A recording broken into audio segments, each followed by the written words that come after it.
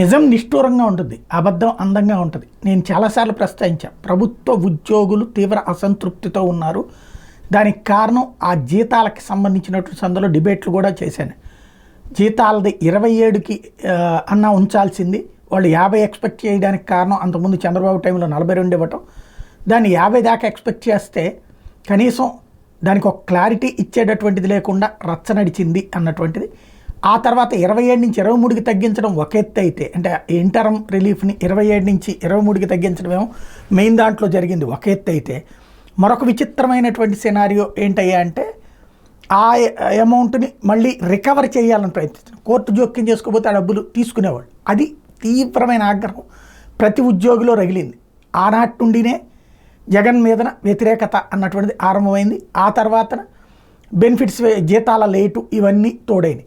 Police శాఖకైతే surrender leaves లాంటిది ఎప్పటికప్పుడు 6 నెలలకోసారి కడుపు నిండా వాళ్ళకి సంపాదన లభించేటటువంటి దాన్ని ఆపేయడం అన్నటువంటి దాని గురించి కనీసం 10-15 సార్లు వీడియో చేస్తుంటారు.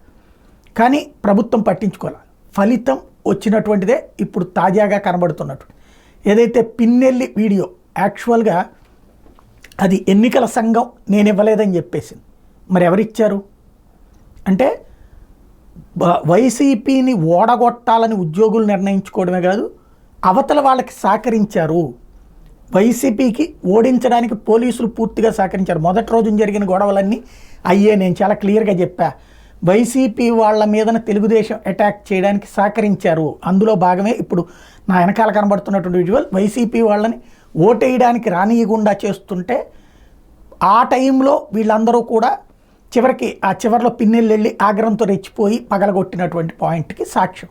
అంటే పోలీసులు పూర్తిగా ఎవరు గెలుస్తారనుకుంటారో, ఎవరు గెలవాలనుకుంటారో వాళ్ళకి పోలీసు వ్యవస్థ సహకరించింది. ఈ వీడియో కూడా పోలీసు అధికారి ఇచ్చారు, పైన అక్కడ లోకేష్ గారికి ఇచ్చారు అన్నటువంటిది ఇప్పుడు బయటపడుతున్నటువంటి అంశం.